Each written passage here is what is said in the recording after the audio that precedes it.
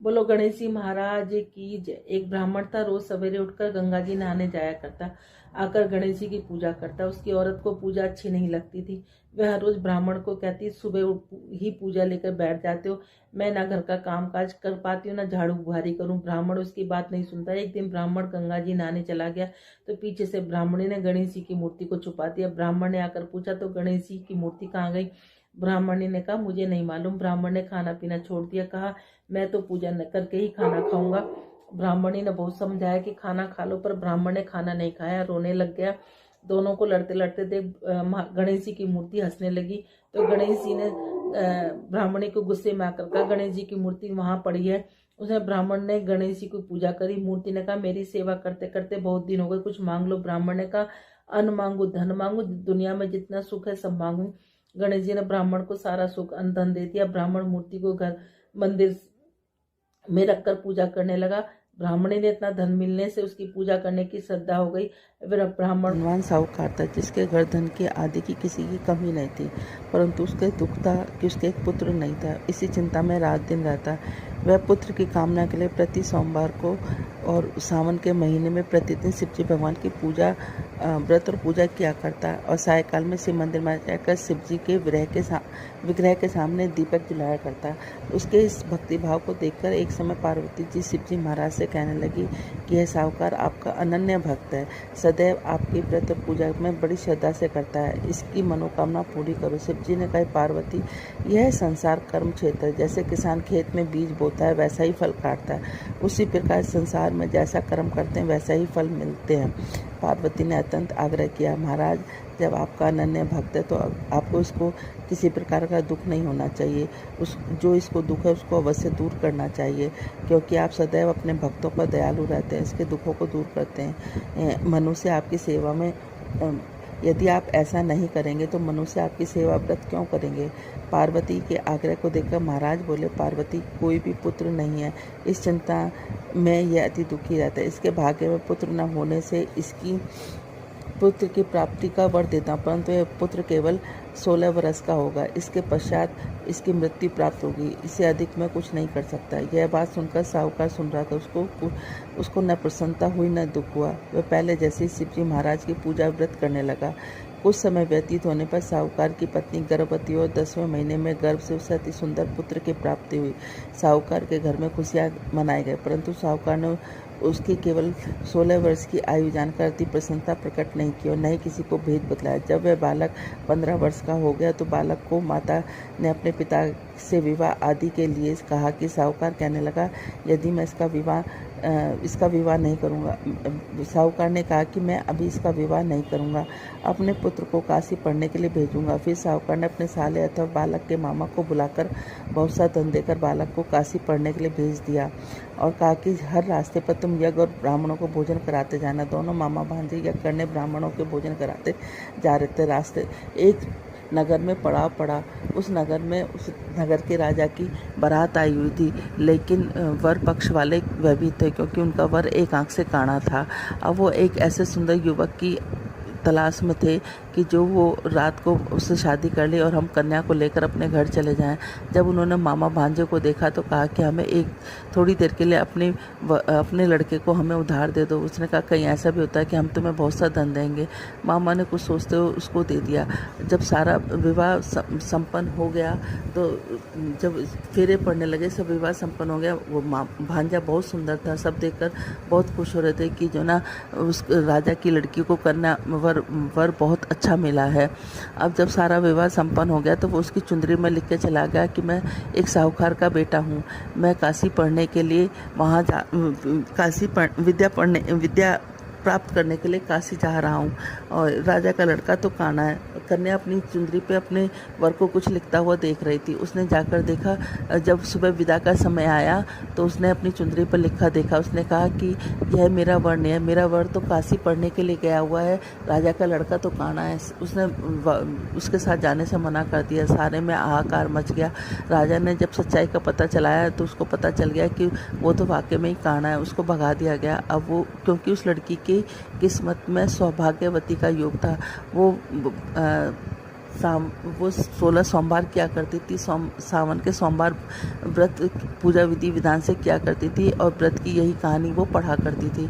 अब वो मामा भांजे काशी के लिए चलती है। काशी पे यज्ञ पूरा करने के लिए जब वापसी में यज्ञ पूरा करने के लिए कर रहे थे तो क्या नाम है, एक दिन जब वह 16 वर्ष का पूरा हो गया तो उसके सिर में भयानक दर्द उठा। उसने कहा मामा मैं थोड़ा सा आराम करने जाता हूँ, मेरे सिर में बड़ा भयानक दर्द उठ रहा है। मामा ने कहा ठीक है। अब वो आराम करने के लिए चला गया तो वो थोड़ी देर में मामा उसको यह पूर्ण आहुति देने के लिए बुलाने आया तो देखा कि भांजा तो मरा पड़ा है। उसने सोचा मैं रोऊंगा चिल्लाऊंगा तो सारा यज्ञ खराब हो जाएगा। उसने अपने दिल पर पत्थर रखकर और सारा यज्ञ और ब्राह्मणों को भोजन कराने के बाद वो विलाप करने लगा। संयोग उसी रास्ते से शिव और पार्वती जा रहे थे। इतना विलाप देखकर पार्वती माता रुक गई। उन्होंने शिव जी भगवान से कहा देखो कौन विलाप कर रहा है। तो वो कहने लगा कि कोई विलाप नहीं कर रहा है, ये विलाप वही कर रहा है जिसको 16 वर्ष की आयु संपूर्ण हो गई। उसने कहा नहीं बहुत करुणा कुंदन है, मैं तो जाकर देखूंगी। जाकर देखा तो पार्वती माता उससे कहने लगी कि आपको इसको जीवित करना ही पड़ेगा। जब शिव जी भगवान ने ध्यान करा तो देखा कि इसकी शादी तो उस लड़की से हो गई जो अखंड सौभाग्यवती जिसके भाग्य में है।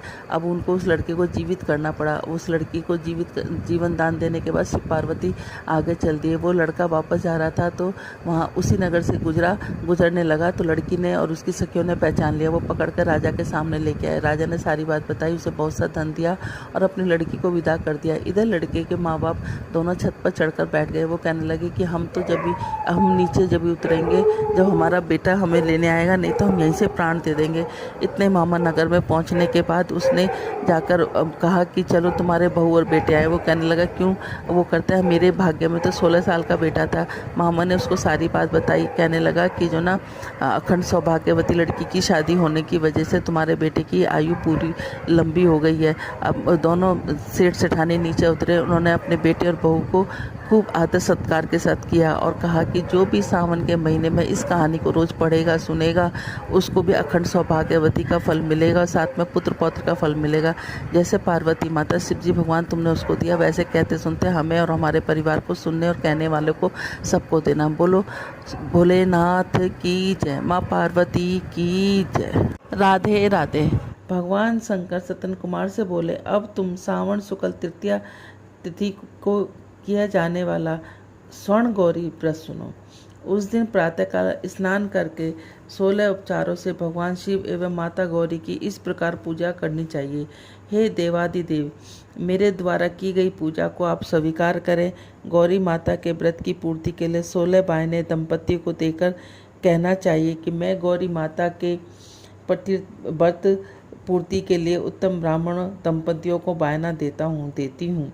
चावल के आटे से निर्मित 16 पकवान बांस की 16 टोकरियों में रखकर उन पर वस्त्र रखकर सपत्नी 16 ब्राह्मणों को बुलाकर निवेदन करें। मैं व्रत की संपूर्णता और फल प्राप्ति के लिए यह बायना देती हूँ। अलंकार आदि से संपन्न प्रतिव्रता धर्मयुक्त शोभन सुभाषिनी इसे आप स्वीकार करें। इस प्रकार 16, 8, 4 या 1 वर्ष करके उद्यापन करना चाहिए। पूजा की समाप्ति तथा कथा श्रवण का व्यास जी का पूजन करना चाहिए। सतन कुमार भगवान शंकर से बोले, हे प्रभु, इस व्रत की सबसे पहले किसने किया, इसका क्या महत्व है, उद्यापन किस विधि से का है, इसके जानने की मेरी तीव्र उत्कंठा है। भगवान भोलेनाथ ने कहा, हे ब्रह्मा पुत्र सतन कुमार, मैं तुम्हारी जिज्ञासा अवश्य पूर्ति करूँगा। प्राचीन काल में सरस्वती नदी के तट पर सुबिला महानगरी थी। उसका राजा का नाम चंद्रप्रभा था।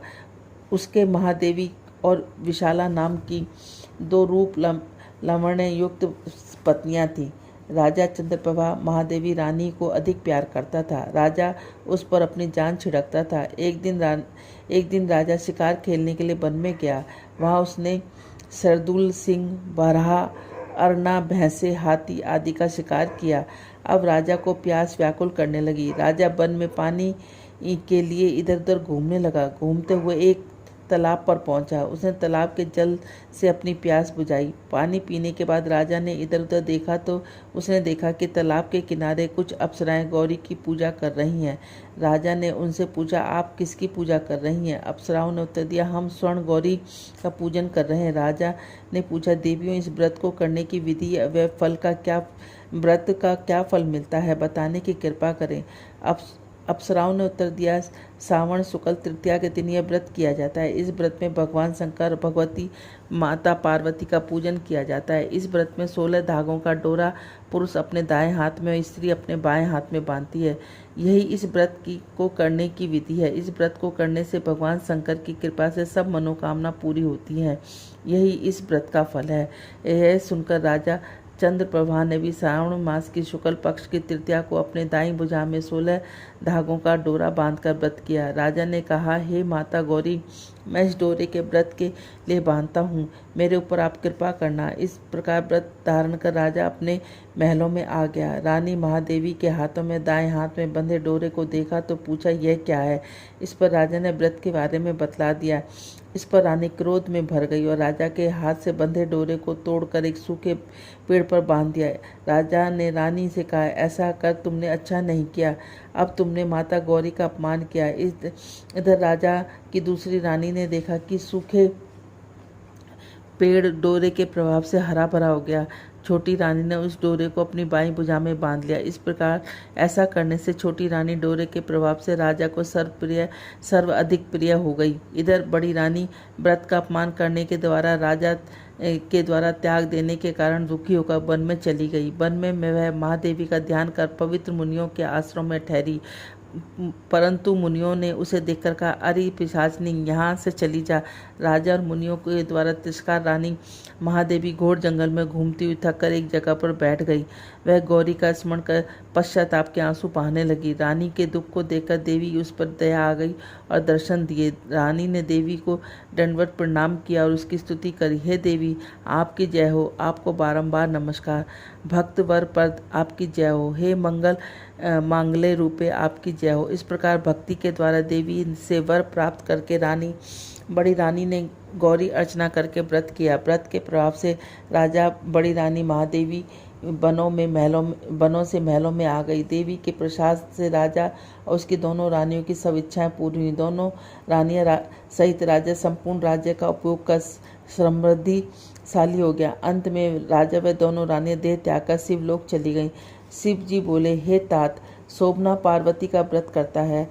जो कोई शोभना पार्वती का व्रत करता है, मेरा तथा पार्वती का अत्यंत प्रिय प्राणी हो जाता है। इस लोक में सुख सुविधा भोग कर अपने शत्रुओं पर विजय प्राप्त करके अंत में मेरे लोक को चला जाता है। अब मैं तुम्हें इस व्रत की उद्यापन विधि बतलाता हूँ। शुभ तिथि, शुभ वार, चंद्रबल, ताराबल हो जाने पर मंडल में अष्टदल कमल के ऊपर धन्य उसके ऊपर घट स्थापित करना चाहिए। उस घट में 16 पल का बना तांबे का पूर्ण पात्र रखना चाहिए। उस पूर्ण पात्र में तिल भरकर उसके ऊपर पार्वती और भगवान शंकर की प्रतिमा रखनी चाहिए। उसके ऊपर 2 श्वेत, काले और सफ़ेद रंग का यज्ञोपवीत रखना चाहिए। विधि पूर्वक वेद मंत्रों से पूजन कराकर रात में जागरण करना चाहिए। अगले दिन प्रातःकाल पूजन कर हवन करें। पहले ग्रह होम फिर आधार होम करना चाहिए। जो मिश्रित तिल को भी घी में मिलाकर 1000 या 100 प्रधान आहुति देनी चाहिए। इसके पश्चात वस्त्र, अलंकार, धेनु आदि से आचार्य की पूजा करनी चाहिए। 16 बायने निकालकर ब्राह्मणों को देने चाहिए। उन्हें भोजन कराना चाहिए। भोजन उपरांत दक्षिणा भी देनी चाहिए। इसके बाद अपने मित्रों संबंधियों को भोजन कराना चाहिए और स्वयं भी भोजन करना चाहिए। बोलो श्रावण महात्म की जय। ओम नमः शिवाय, ओम नमः शिवाय, ओम नमः शिवाय, ओम नमः शिवाय, ओम नमः शिवाय, ओम नमः शिवाय, ओम नमः शिवाय, ओम नमः शिवाय, ओम नमः शिवाय, ओम नमः शिवाय, ओम नमः शिवाय, ओम नमः शिवाय। मेरे बाबा कमाल कर बैठे, भोले बाबा कमाल कर बैठे, गौरा मैया से प्यार कर बैठे, गौरा मैया से प्यार कर बैठे, मेरे बाबा कमाल कर बैठे, मेरे बाबा कमाल कर बैठे, गौरा मैया से प्यार कर बैठे, गौरा मैया से प्यार कर बैठे। देखो गंगा ने धर्म कम लिया,